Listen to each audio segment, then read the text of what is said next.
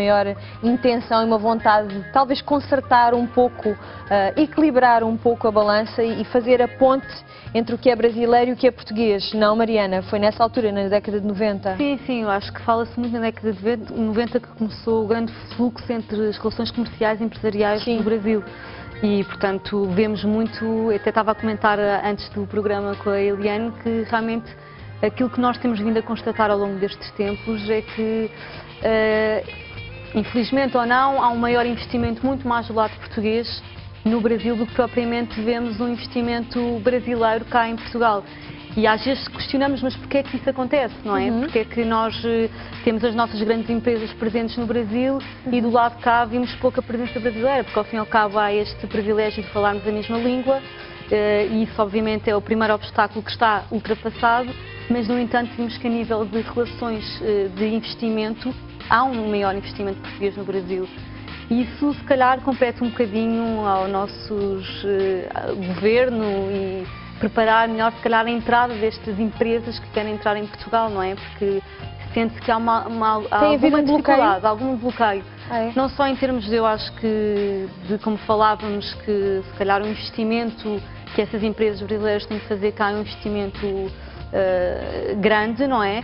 E em termos de legislação, obviamente que a nossa legislação também tem alguns impedimentos, o que acaba por dificultar a entrada se calhar, de empresas brasileiras em Portugal. E acho que temos que nos sensibilizar para essa questão, porque se as nossas empresas estão presentes no Brasil e de alguma forma contribuímos para o desenvolvimento económico e crescimento económico do Brasil, e isso deve obviamente acontecer na moeda contrária, não é? Então devemos obviamente acolher e, de certa forma, as empresas que querem entrar cá em Portugal. E para só dar o exemplo, a Fundação, apesar de não ter uma área muito direcionada para a área de imigração, no entanto, associar-nos agora à Fundação Carlos Gulbenkian através de um projeto que eles têm, que é a Plataforma de Acolhimento e Integração nas Políticas de Imigração, que visa exatamente criar e divulgar os princípios básicos para a integração, para o acolhimento e integração dos imigrantes.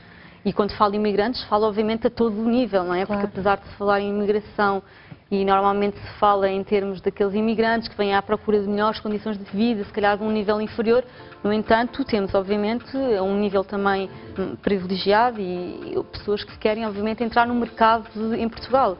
E às vezes têm a sua vida um bocadinho dificultada e eu acho que devemos estar, não só obviamente o Governo, mas a sociedade civil alerta para essa questão. Não sei se tem havido então de facto uma certa dificuldade e uma certa impermeabilidade a isso, aos esforços que têm sido envidados pelas empresas brasileiras? Eu acho que sim, se calhar a Eliane também tem essa experiência, mas eu acho que da nossa parte da Fundação temos sentido muito alguma dificuldade. Um certo entrave, não?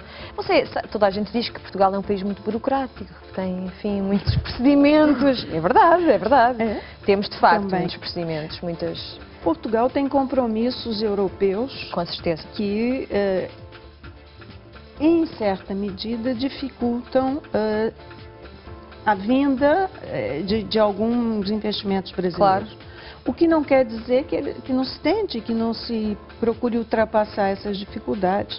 Eu acho que nos últimos anos, quer dizer, como tem havido um esforço maior, tanto do ponto de vista do governo brasileiro, também com as próprias instituições e organizações, tipo a Fundação, que existem, porque é como disse a Mariana, quer dizer, a Fundação tem empresas brasileiras e contata com empresas brasileiras que têm um grande interesse em investir, em estar em Portugal. Muitas vezes não consegue. Por outro lado, o fato de existir investimento português no Brasil, que também tem sido recente, essa ida com mais força, com mais pujança para o Brasil, abre essas relações e a possibilidade também desse intercâmbio, desse investimento cá também. Por outro lado, a própria imigração tem criado nichos de mercado para os imigrantes. Hoje em dia, quem é que não conhece em Portugal a comida aquilo? A comida aquilo. Toda a gente, não é? Todo mundo sabe o que é comida aquilo. Veio do Brasil. O pão de queijo. A área da estética tem muita gente trabalhando e investindo nisso. os cuidados com os idosos, e são muitas vezes imigrantes empreendedores que têm vontade de desenvolver uma atividade empresarial, mas de porte pequeno, porque é a sua possibilidade. Uma pequena empresa. Mas que conseguem encontrar, é o que nós chamamos o empreendedorismo, né? Claro. E hoje, por exemplo, a Fundação Carlos Gulbenkian, que é uma dos eixos que eu sei dessa plataforma, procurar informar e formar sobre a questão do empreendedorismo imigrante, que é forte e que muitas vezes não consegue se regularizar, porque existe, mas existe uma forma informal. E só tem trazido bem ao país porque gera riquezas. Não gera riquezas só para quem investe em si, gera riqueza também para o país, porque traz mais negócios, traz mais circulação, isso é importante. Claro. E esses empreendedores também têm que ter sua oportunidade. Sem dúvida. O que ninguém nega é que o Brasil é muitíssimo bom a promover-se em termos de turismo lá fora, aqui em Portugal e em muitos outros países no mundo inteiro. E a propósito disso, a propósito de como o governo brasileiro está a promover o Brasil no mundo, nós falamos com a Janine Pires, ela é presidente do Instituto Brasileiro de Turismo. Veja o que ela disse. Promover o Brasil hoje no mundo, né, é algo que vem muito ao encontro de um momento muito bom do nosso país, né? O presidente Lula, ele tem um respeito internacional muito grande, né? O país tem hoje uma economia muito sólida, reservas cambiais, inflação controlada. Então nós temos um conjunto de fatores dentro do Brasil que são extremamente favoráveis para a credibilidade do país e para os investimentos estrangeiros que o nosso país ele enfrenta.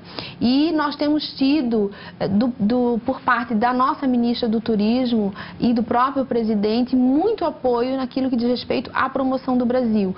Eu acredito que o nosso desafio, mesmo com todos os meios de comunicação, com todas as formas que o mundo já possibilita, né, de trazer ao visitante aquilo que o nosso país oferece, o grande desafio é conseguir mostrar a imensidão que é o nosso país.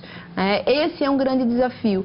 Um outro desafio mais concreto é a gente ter um acesso aéreo maior. Nós passamos por um período onde o Brasil tinha uma restrição de número de companhias voando, mas hoje nós já recuperamos esse espaço.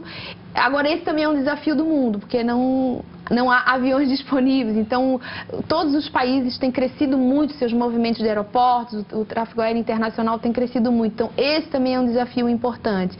Agora, nós temos no Brasil um conjunto de fatores ou que estão prontos, que são os recursos naturais, ou que estão sendo trabalhados, que é a qualificação da mão de obra, mas temos no povo brasileiro o nosso grande atributo. Então, isso ajuda muito quando a gente vai fazer esse trabalho pelo mundo afora.